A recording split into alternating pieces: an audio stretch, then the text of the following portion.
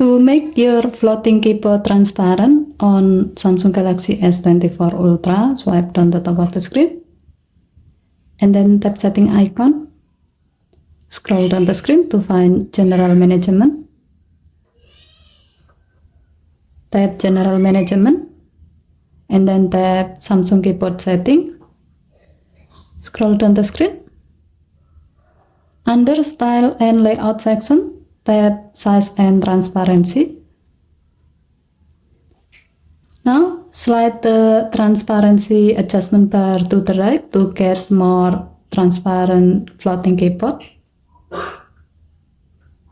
The more you slide the bar to the right, the more transparent your keyboard will be.